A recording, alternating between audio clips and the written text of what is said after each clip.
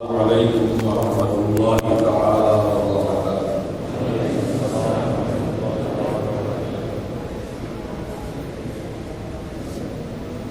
اللہ اکبر اللہ اکبر، لا الہ الا اللہ واللہ اکبر، اللہ اکبر وللہ الحمد۔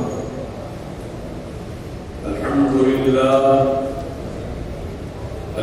لله رب العالمين والعاقبة للمتقين، والصلاة والسلام على سيدنا سيد الأنبياء والمرسلين وعلى آله الطيبين الطاهرين وأصحابه الكرام أجمعين، أما بعد، وأعوذ بالله من الشيطان الرجيم، بسم الله الرحمن الرحيم۔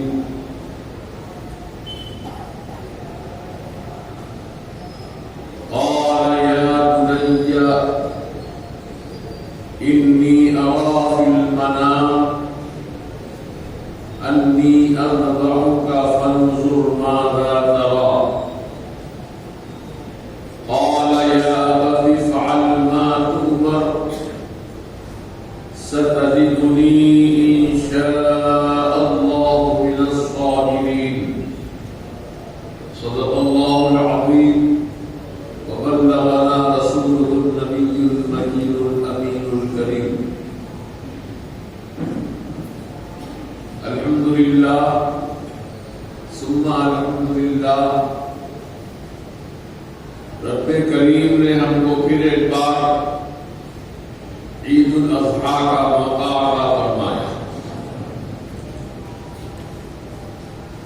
آج کا دن بڑا ہی متبرک دن ہے، مقدس دن ہے، کیونکہ آج ہی کے دن میں اس روئے زمین پر ایک ایسا انوکھا واقعہ رونما ہوا کہ جس کی مثال کائنات میں نہیں ملتی۔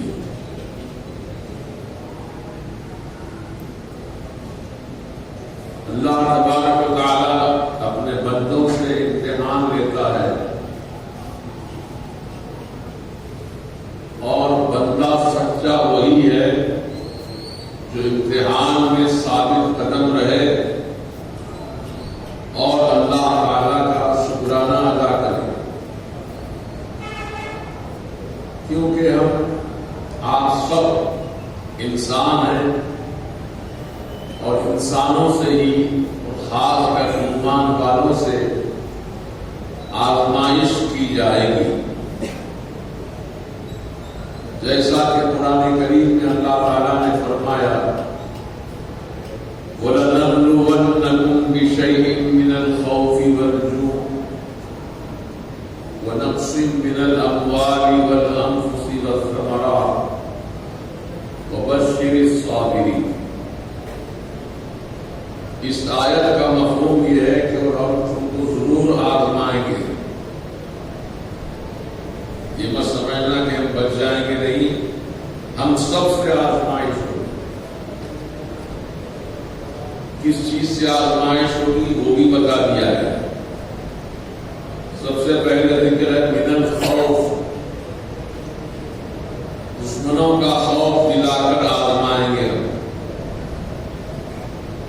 آپ کم تعداد میں ہوں گے، دشمن بڑی تعداد میں ہوں گے، آپ نہیںتے ہوں گے اور دشمن مسلح ہوں گے، آپ باپیادہ ہوں گے، دشمن سواریوں پر ہوں گے،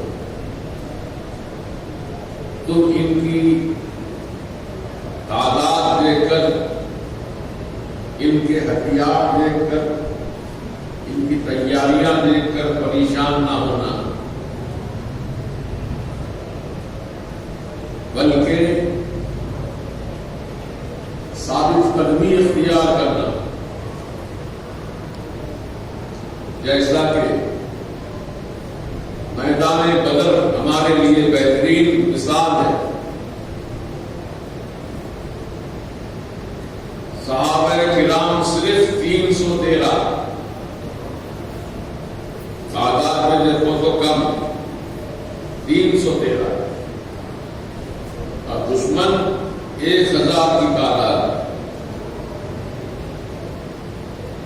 صحابہ پیدل ہیں, چلتے چلتے پاؤں میں آملے آ گئے, چھالے آ گئے. مدینہ شریف کے میدان بدر کا راستہ تقریباً 200 کلومیٹر کا راستہ ہے. اتنا لمبا راستہ پیدل چل کر آنا کوئی معمولی بات نہیں ہے. یہ اللہ کے رسول کے مقدس صحابہ کا یہ حق ہے, کیونکہ ان کے دل میں دنیا کی چاہت, دنیا کی محبت, دنیا داری مقصود نہیں تھی, نام و نمود مقصود نہیں تھا, شہرت مقصود نہیں تھی. مقصد ان کا صرف اور صرف اللہ تعالیٰ کی رضا حاصل کرنا. اسی رضا الہی کی طلب میں صحابہ چل پڑے سرکار مدینہ کے زیر سایہ. اور جب میدان بدر پہنچ گئے تو میں تفصیل نہیں بتاؤں گا ابھی فی الوقت, کیونکہ وقت کافی نازک ہے اور جماعت کا ٹائم قریب ہے. صحابہ کرام پیدل ہیں, سواریاں برائے نام ہیں اور خالیہ, حتیٰ کہ ان کے جسموں پر کپڑا بھی صحیح طریقے سے نہیں تھا. تہبند باندھے ہیں تو کرتا نہیں, ننگی پیٹھ. اور کریے کن حالات میں صحابہ میدان بدر میں جمع ہوئے. کیا یہ دشمن سے خوف کھا گئے؟ نہیں, ہرگز نہیں. بلکہ سرکار کی بارگاہ میں آ کر عرض کرنے لگے, یا رسول اللہ صلی اللہ تعالی علیہ وسلم, ہمارے ہاتھوں میں تلوار نہیں ہے, آتا ہم کیا کریں؟ تو حضور نے کھجور کی ٹہنیاں توڑ کر ان کے ہاتھوں میں دی, لو یہ تلوار کا کام کریں گے. قسم خدا کی وہ لکڑی تھی, جب تلوار تھی, لیکن جب صحابہ پورے جذبہ محبت کے ساتھ تلوار پر وار کرتے تھے تو ایسے معلوم ہوتا تھا کہ لکڑی سے تلوار سے نہیں ٹکرا رہی, بلکہ تلوار سے ٹکرا رہی ہے. آواز آ رہی تھی تلوار پر. پھر اللہ تعالیٰ نے اپنے کرم سے 5000 فرشتوں کو جو نشان زدہ تھے ان کو میدان بدر میں بھیجا کہ جاؤ میرے نبی کے مقدس صحابہ کی مدد کرو. وَلَقَدْ نَصَرَكُمُ اللَّهُ بِبَدْرٍ وَأَنْتُمْ أَذِلَّةٌ. وہ وقت یاد کرو جبکہ صحابہ کم تعداد میں تھے, اللہ تعالیٰ نے ان کی کیسی مدد کی, فرشتوں کو بھیجا. تو معلوم یہ ہوا کہ اللہ تعالیٰ کی مدد جب شامل حال ہو جاتی ہے تو دشمن چاہے کتنی بڑی تعداد میں کیوں نہ ہو, اللہ تعالیٰ حق کو ہی کامیابی عطا کرتا ہے. تو اس لیے پہلے ذکر ہوا ہم تم کو آزمائیں گے خوف دلا کر. ڈرنا نہیں, خوف نہیں کھانا. جان کو جانی ہے, جان بچانے کی فکر نہیں کرنا, جان لٹانے کی فکر کرنا. اللہ کی راہ میں جان لٹ جائے تو اس سے بڑی بات, بہتر بات اور کیا ہو سکتی ہے.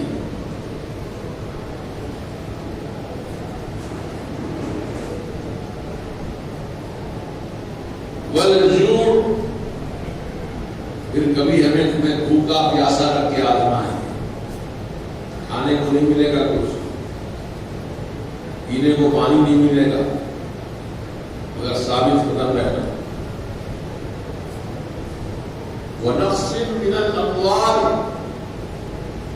اور تمہارے مالوں میں نقصان پہنچا کے آزمائیں گے، مال میں نقصان ہو جائے گا، شکوہ شکایت نہیں کرنا، خوف نہیں کھانا، اللہ تعالیٰ کی مرضی پر راضی رہنا۔ وَالْأَنفُسِ، اور تمہاری جانوں میں نقصان پہنچا کے آزمائیں گے۔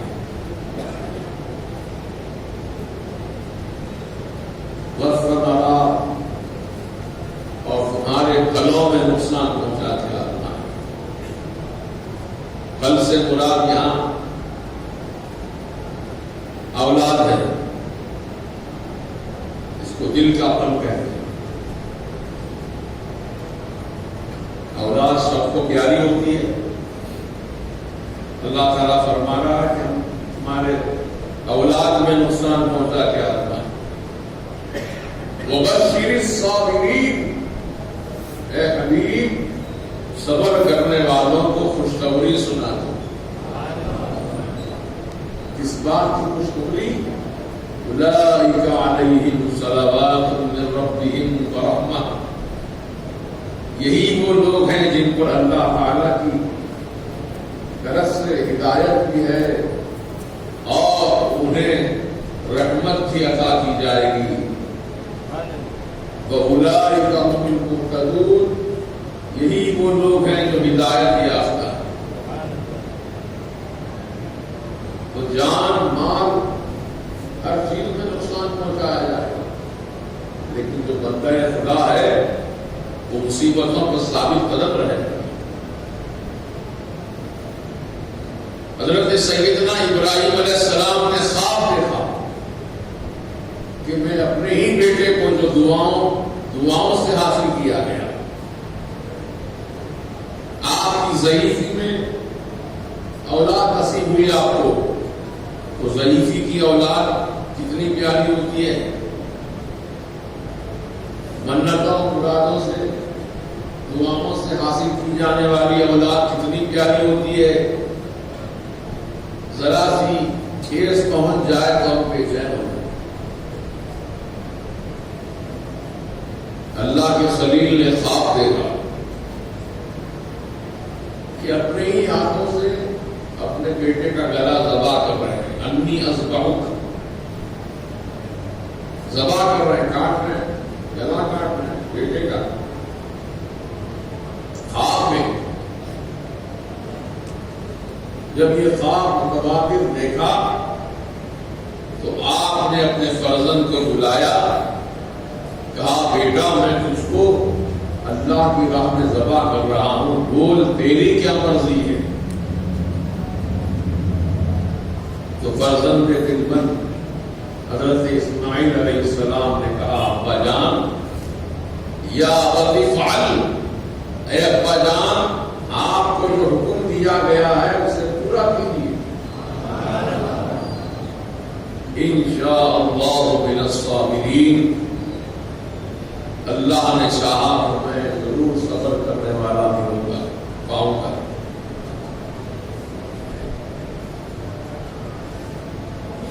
اللہ کے خلیل نے جب اپنے بیٹے کی مرضی جان لی تو چلے پھر میدان مینا میں بیٹے کو قربان کرنے کے لیے۔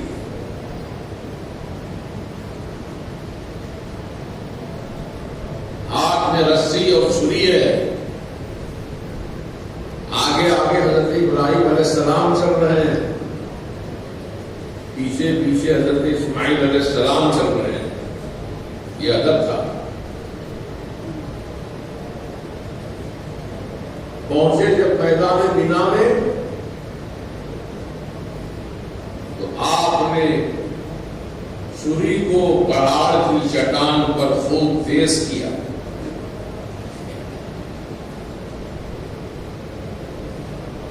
اور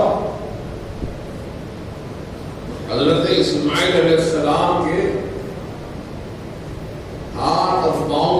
لیے رسی سے اور اپنی آنکھوں پر کپڑا باندھ لیا، پیشانی کے بل لٹایا اور گردن پر تیز سوئی رکھی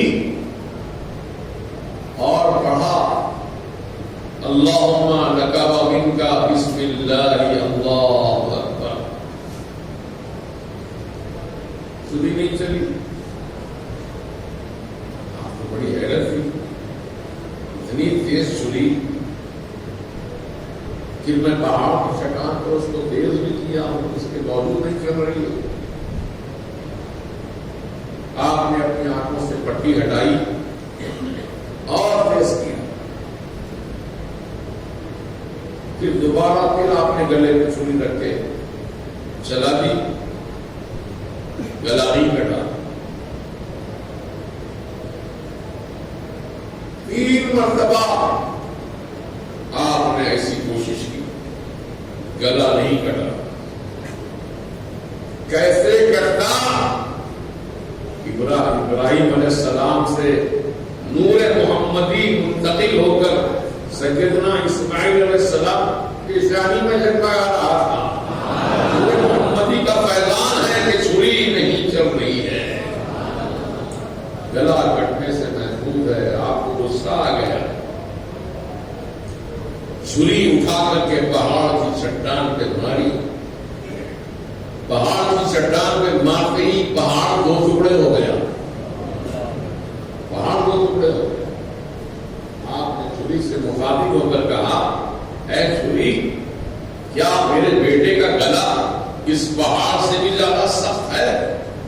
جو پہاڑ کو تم نے 2 ٹکڑے کیا، میرے بیٹے کے گلے کو کیوں نہیں کاٹ رہی ہے؟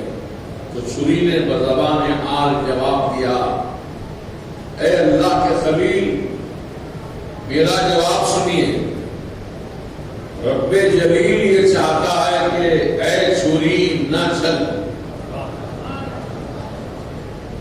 اور رب خلیل یہ چاہتے ہیں کہ چھری چل۔ اب میں کس کا حکم مانوں؟ آپ کا حکم مانوں یا رب جلیل کا؟ لیکن سکون نہیں آیا۔ پھر آپ نے کپڑا باندھا، پٹی باندھی ہاتھوں پر، اب بسم اللہ اللہ اکبر کہہ کے چھری چلائی تو چھری چل گئی۔ گرم گرم خون انگلیوں کو لگنے لگا۔ آپ خوش ہو گئے کہ میرے بیٹے کی قربانی ہو چکی ہے، لیکن جب پٹی آنکھوں سے کھولی تو کیا دیکھا کہ سیدنا جبریل علیہ السلام جنت سے دمبا لے کر آئے ہیں اور اسماعیل علیہ السلام کو چھری کے نیچے سے ہٹا کر دمبے کو الٹا دیے ہیں۔ دمبے کا گلا کٹا، اسماعیل علیہ السلام کٹنے سے بچ گئے۔ اللہ تعالیٰ نے اسی کیفیت کو قرآن میں ارشاد فرمایا ہے،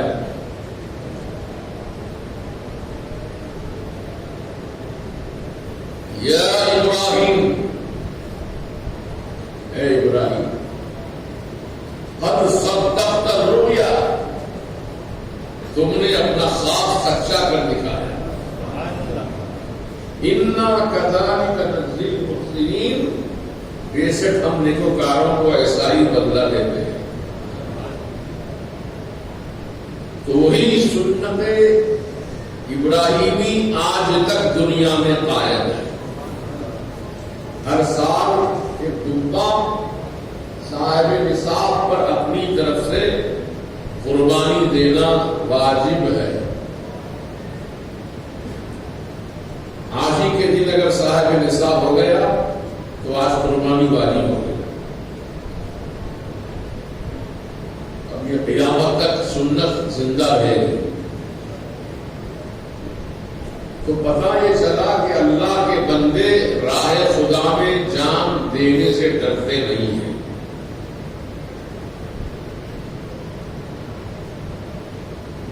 اللہ تعالیٰ ہم سب کو توفیق دے کہ ہم بھی راہ خدا میں قربانیاں پیش کریں اور اللہ تعالیٰ کی رضا حاصل کریں۔ اور آج جو آپ جانور کاٹیں گے مقصد یہی ہونا چاہیے جانور کاٹتے وقت، اے اللہ آج تو نے ہمیں جانور کاٹنے کا حکم دیا ہے، اگر تیرا حکم ہو جائے تو اپنی گردنیں بھی ایسے ہی کٹائے۔ اس جذبے کے ساتھ قربانی دو، اور قربانی اتنی معظم ہوتی ہے کہ وہ قربانی کے جانور کے جسم سے جب خون کا قطرہ پہلا نکلتا ہے، زمین پر گرنے سے پہلے پہلے اللہ تعالی قربانی دینے والے کے گناہوں کو معاف فرما دیتا ہے۔ اور یہی جانور قیامت کے روز کل صراط پر ہماری سواری کے کام آئیں گے۔ جتنا اچھا جانور قربان دیں گے وہ آپ کا وزن اٹھا کر کے کل صراط سے گزر جائے گا۔ اسی لیے میرے سرکار نے فرمایا سمنوا ضحاياكم على الصراط مطاياكم، اپنے جانوروں کو خوب فربا کرو کیونکہ تمہارے سواری کے کام آنے والے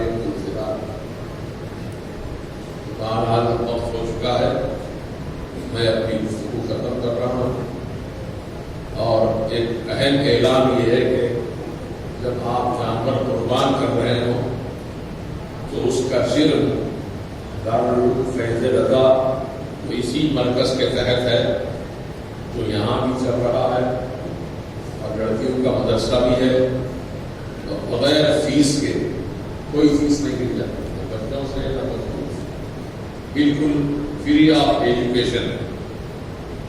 آپ ان کی تعلیم و تربیت کے لیے اپنا صرف قربانی بھی دیجیے، اور اس کے ساتھ 200 روپیہ تعاون کریے، کریں گے نا؟ چمڑے کی قیمت بہت کم ہے، 25 روپیہ، اور 200 روپیے ان کے ساتھ میں تو 225 روپے کی آپ کی امداد ہو جائے گی۔ 200 روپے دینا کوئی بڑی بات نہیں ہے۔ اس کے بعد آپ کا ٹوکن چھپائے گئے ہیں، ٹوکن لے لیجیے، چاہے 1 لیجیے 2 لیجیے 3 لیجیے، آپ کی مرضی کی بات۔ اور براہ کرم مدرسے کے لیے کوئی گوشت نہ بھیجیں، کیونکہ مدرسے کے بچے اس وقت نہیں ہیں یہاں مدرسے میں، لاک ڈاؤن کی وجہ سے سب بچوں اپنے گھروں کو چلے گئے، لہذا گوشت ضائع ہو جائے گا آپ کا قربانی کا، لہذا قربانی کا گوشت مدرسے میں نہ بھیجیں، بلکہ آپ اپنے محلے میں اڑوس پڑوس میں